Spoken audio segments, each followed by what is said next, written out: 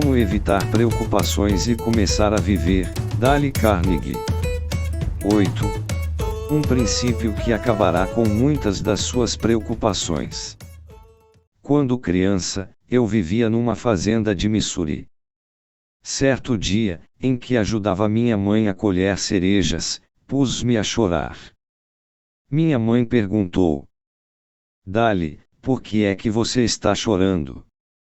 Balbuciei: estou com medo de ser enterrado vivo, quando morrer. Eu passava os dias, naquela época, cheio de preocupações. Quando havia trovoada, ficava aflito, com medo de ser fulminado por um raio. Se os tempos estavam difíceis, eu me preocupava, com o receio de não ter o que comer. Preocupava-me com medo de ir para o inferno, depois de morto. Sentia-me horrorizado, tolhido de medo, ao pensar que São White, um menino mais velho do que eu, pudesse cortar-me as orelhas, como ameaçara fazer. Vivia aflito, com receio de que as meninas rissem de mim, se eu tocasse no boné para cumprimentá-las. Sofria com medo de que nenhuma garota quisesse casar comigo, quando fosse moço. Preocupava-me com o que diria a minha esposa, logo depois de casados. Imaginava que haveríamos de casar em alguma igreja campestre, e que, depois, voltaríamos para a fazenda num carro fechado, puxado a cavalo. Mas como é que eu poderia manter a conversa pelo caminho, de volta à fazenda? Como? Durante quantas horas não fiquei pensando nesse problema terrível, enquanto caminhava atrás do arado. Com o passar do tempo, verifiquei, aos poucos, que 99% das coisas que me preocupavam jamais aconteciam. Vivia, por exemplo, como já disse, aterrorizado com os raios. Mas sei, agora, que as probabilidades de ser morto por um raio, durante um ano, são, de acordo com o Conselho Nacional de Segurança, 1 em 350 mil. O meu medo de ser enterrado vivo era ainda mais absurdo. Não creio que, nem mesmo no tempo em que costumavam embalsamar os mortos, uma única pessoa, entre 10 milhões, fosse enterrada viva. Porém, já chorara por causa disso. De cada 8 pessoas, uma morre de câncer. Se eu queria algo com que me preocupar, deveria ter me preocupado com o câncer em lugar de recear ser morto por um raio ou por ser enterrado vivo. Falava, com efeito, das preocupações da infância e da adolescência, mas muitas das nossas preocupações de adultos são quase igualmente absurdas. Você e eu podemos provavelmente eliminar 9/10 das nossas preocupações desde já. Se deixarmos as nossas apreensões de lado o tempo suficiente para que possamos verificar se, de acordo com a lei das probabilidades, as nossas preocupações têm alguma justificativa real. A mais famosa companhia de seguros do mundo, a Companhia Lloyd's de Londres, ganhou incontáveis milhões de dólares com coisas que raramente acontecem. A Companhia Lloyd's de Londres aposta com as pessoas que os desastres que as preocupam jamais ocorrerão. Contudo, não chamam a isso apostar. Chamam de seguros. Mas, a verdade é que não passa de uma aposta, baseada na lei das probabilidades. Essa grande companhia de seguros vem se mantendo em posição sólida no mercado há 200 anos e, a não ser que a natureza humana se transforme, continuará forte, por mais 50 séculos, fazendo seguros de sapatos, navios e lacres, contra desastres que, segundo a lei das probabilidades, não acontecem com tanta frequência como se imagina.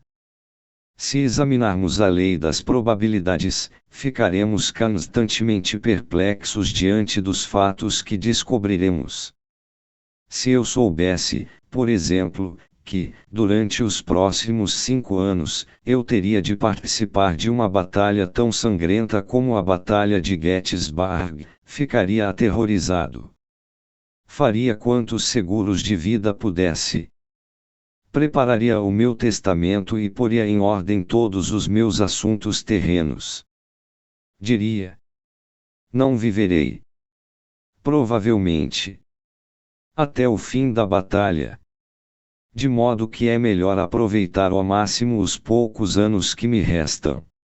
Contudo, os fatos verdadeiros são que, de acordo com a lei das probabilidades, é tão perigoso e fatal viver em tempo de paz, dos 50 aos 55 anos, quanto foi participar da Batalha de Gettysburg.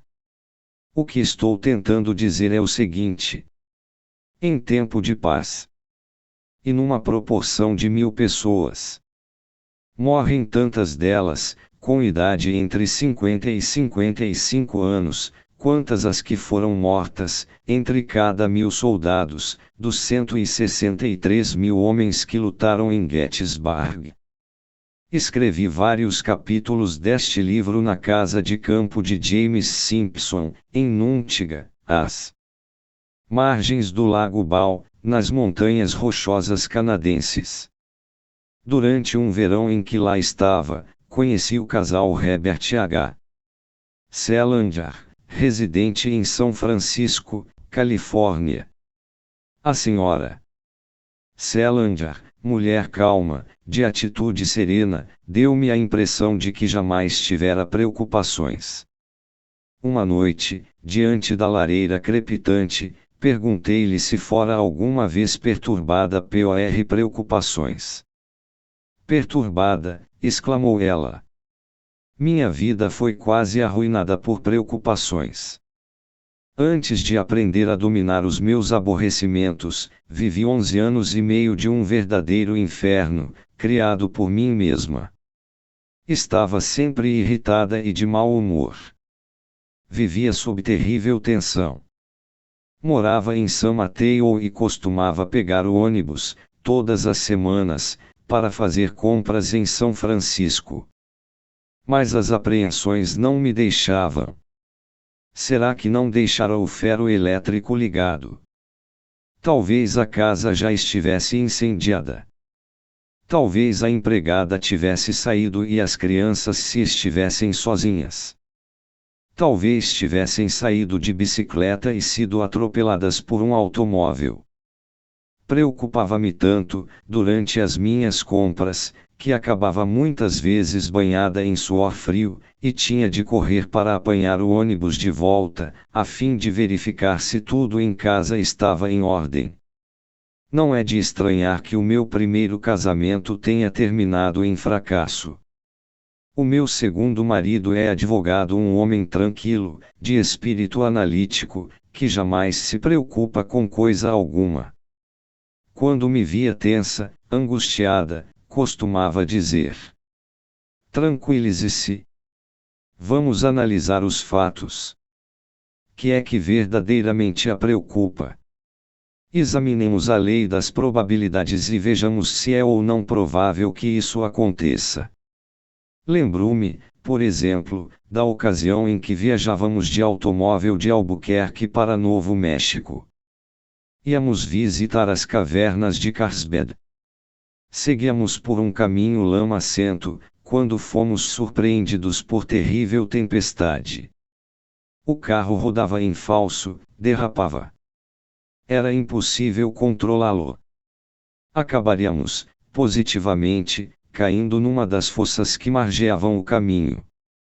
Mas o meu marido, para me tranquilizar, ia dizendo: estou guiando muito devagar. Não é provável que nos aconteça nada de grave. Mesmo que o carro derrape e caia numa das valetas, não ficaremos feridos, segundo a lei das probabilidades. A sua calma e confiança me tranquilizaram. Outra ocasião, fizemos uma excursão ao Vale Tolkien, nas Montanhas Rochosas, aqui do Canadá. uma noite, em que estávamos acampados em barracas, a 7.000 pés acima do nível do mar, uma tempestade ameaçou despedaçar as nossas tendas. Estas foram presas por meio de cordas, a uma plataforma de madeira. Lá fora, o vento os unia, uivava, parecia querer arrancar a tenda. Eu estava certa de que o vento, a qualquer momento, a arrancaria da plataforma, fazendo-a voar pelos ares. Sentia-me apavorada. O meu marido, porém, continuava a me dizer: Veja, querida, estamos viajando em companhia de guias designados pelos Brewster. Os Brewster sabem o que estão fazendo. Há 60 anos que eles vêm armando tendas nestas montanhas. Esta tenda já esteve aqui durante muitas estações. Até agora ainda não foi arrancada por tempestade alguma e, segundo a lei das probabilidades, não o será também esta noite. Mas, se for, poderemos abrigar-nos em outra tenda. Acalme-se. Acalmei-me. E dormi profundamente o resto da noite. Há poucos anos, verificou-se uma epidemia de paralisia infantil na parte da Califórnia em que vivemos. Se fosse antigamente, teria ficado histérica. Mas o meu marido me persuadiu a agir calmamente. Tomamos todas as precauções possíveis. Conservamos as crianças afastadas da multidão, da escola e dos cinemas. Consultamos o Conselho de Saúde e ficamos sabendo que, mesmo durante a pior epidemia de paralisia infantil que já se verificara na Califórnia até então, apenas 1.835 crianças tinham sido contaminadas em todo o estado. Soubemos, também, que o número habitual de casos jamais fora além de 200 ou 300, em cada uma das epidemias. Trágicos como eram tais algarismos, sentimos, não obstante, que, segundo a lei das probabilidades, era remota a possibilidade de que uma criança fosse atacada pelo mal. Segundo a lei das probabilidades, isso não acontecerá. Esta frase destruiu 90% das minhas preocupações, tornando os últimos 20 anos da minha vida mais belos e tranquilos do que eu jamais poderia esperar. Já se afirmou que quase todas as preocupações e infelicidades de que somos vítimas provêm da nossa imaginação, e não da realidade. Quando relembro o meu passado, vejo sempre que é daí que provinha também a maior parte das minhas preocupações. Jim Grant disse-me que isso também acontecera com ele. Jim Grant era proprietário da James A. Grant Distributing Company, Nova York. Ele encomendava, de cada vez, de 10 a 15 vagões de laranjas e grapefruit da Flórida. Confessou-me que, antigamente, costumava preocupar-se com pensamentos como estes: que acontecerá se houver um desastre de trem? E se as minhas frutas se esparramarem todas pela estrada? E se uma ponte desabar? No momento em que o trem estiver passando. As frutas, naturalmente, estavam asseguradas, mas ele tinha medo, se não as entregasse em tempo aos revendedores, de perder o seu mercado. Preocupava-se tanto com isso, que acabou receoso de que tivesse uma úlcera no estômago, e foi procurar um médico. Este, depois de examiná-lo, disse-lhe que não sofria de coisa alguma, mas que estava com os nervos abalados. Então, comecei a ver as coisas claramente, e pus-me a fazer perguntas a mim mesmo. Ouça aqui, Jim. Quantos vagões de frutas você já recebeu até hoje? A resposta foi: cerca de 25.000. Perguntei-me, então. E quantos desses vagões foram destruídos em desastres? A resposta foi: talvez uns 5. Disse, então, a mim próprio: Apenas 5, em 25 mil. Você sabe o que isso significa? Uma média de 5 mil vagões contra 1. Em outras palavras, segundo a lei das probabilidades, baseada na experiência, há uma possibilidade, contra 5 mil, de que um dos seus vagões sofra qualquer acidente. Se é assim, por que é que está preocupado? Respondi a mim mesmo. Ora, pode desmoronar alguma ponte.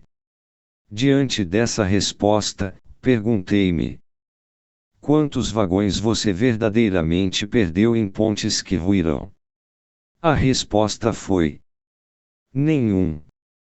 Então, disse a mim mesmo: você é um idiota por estar se preocupando com o perigo de adquirir uma úlcera no estômago com pontes que jamais ruirão e desastres de estradas de ferro, cuja probabilidade é de 1 contra 5 mil. Depois de encarar a questão por esse prisma, disse Jim Grant, compreendi que estivera agindo como bobo. Resolvi entregar todas as minhas preocupações à lei das probabilidades e desde então jamais senti nenhum sinal de úlcera no estômago. Quando Al Smith era governador de Nova York, tive oportunidade de vê-lo responder aos ataques políticos dos seus inimigos, repetindo, com frequência, a seguinte frase: vamos examinar o registro. Vamos examinar o registro. E punha-se a expor os fatos. A próxima vez que você e eu estivermos preocupados com o que possa acontecer, aproveitaremos a ideia de Al Smith. Vamos examinar o registro e ver que fundamento existe, se é que existe algum que justifique as nossas ansiedades. Foi precisamente isso que Frederick J. Malmsted fez quando receou estar à beira da sepultura. Eis a sua história, exatamente como ele a contou em um de nossos treinamentos, em Nova York. No começo de junho de 1944, estava estendido numa trincheira aberta próximo à praia de Omaha. Eu fazia parte da 999 Companhia de Sinaleiros, e acabávamos de nos enterrar na Normandia. Sempre que olhava ao redor, na trincheira que era apenas um buraco retangular no chão, dizia a mim mesmo: isso parece, exatamente, um túmulo. Quando me deitava e procurava dormir dentro daquele buraco, sentia-me como se estivesse numa sepultura. Dizia-me, no íntimo: talvez esta cela a minha sepultura. Às 11 horas da manhã, quando os bombardeiros alemães começaram a sobrevoar a trincheira, e as bombas começaram a cair, fiquei com o corpo duro como uma tábua, de medo. Não conseguira dormir, nas primeiras 2 ou 3 noites. Na quarta ou quinta noite, estava tão nervoso, que me sentia um farrapo humano. Sabia que, se não fizesse alguma coisa, enlouqueceria. Lembrei-me, então, de que já havia passado 5 noites e eu ainda estava vivo, bem como todos os outros homens do nosso grupo. Apenas 2 tinham sido feridos, não por bombas alemãs, mas por estilhaços das nossas próprias baterias antiaéreas, que caíam do alto. Resolvi fazer alguma coisa construtiva e deixar as preocupações de lado. De modo que construí um teto grosso de madeira sobre a parte da trincheira em que estava, a fim de proteger-me contra a queda de estilhaços de bombas deflagradas no ar. Pensei na vasta área de terreno pela qual se estendia a nossa unidade. Convenci-me de que a única maneira pela qual poderia ser morto, naquela trincheira estreita e profunda, era ser diretamente atingido por uma bomba. Calculei, baseado em tais fatos, quais as probabilidades de ser atingido, e vi que era 1 em 10 mil. Depois de encarar, durante 2 ou 3 noites, a questão por esse prisma, acalmei-me, conseguindo dormir, depois, mesmo por ocasião dos ataques aéreos. A Marinha dos Estados Unidos usava a estatística da lei das probabilidades para levantar o moral dos seus homens. Um ex-marinheiro disse-me que, quando designado, juntamente com outros companheiros para servir num navio-tanque que transportava gasolina com alta percentagem de octana, tanto ele como os demais se sentiram muito apreensivos. Julgavam todos que se um navio-tanque fosse atingido por torpedos, quando estivesse transportando gasolina com octana, explodiria imediatamente, levando todos os seus tripulantes para o reino dos céus. Mas a Marinha dos Estados Unidos era de outra opinião. De modo que publicou algarismos exatos, mostrando que, dentre 100 navios-tanques atingidos por torpedos, 60 permaneceram flutuando, os 40 restantes foram a pique, mas, destes, apenas 5 afundaram em menos de 10 minutos. Isso significava que havia tempo para a tripulação abandonar os navios e, também, que o número de baixas era muitíssimo pequeno. Será que isso ajudou a levantar o moral dos marinheiros? Ao tomar conhecimento de tais fatos, dissipou-se todo o meu nervosismo, afirmou-me Clyde W. Mas, residente em S. Paul, Minnesota, o rapaz que me contou esta história. Toda a tripulação se sentiu melhor, pois, segundo a lei das probabilidades, era bem possível que não fôssemos mortos. Para acabar com o hábito da preocupação, antes que ele acabe com você, eis o princípio 3. Examinemos o registro. Perguntemos a nós mesmos: quais são as possibilidades, de acordo com a lei das probabilidades, de que aconteça isto que está me preocupando? No próximo audiobook dessa playlist, você vai aprender a cooperar com o inevitável. Bons estudos e boa leitura. Não esqueça de se inscrever no canal e ativar o sininho para receber o aviso dos próximos audiolivros.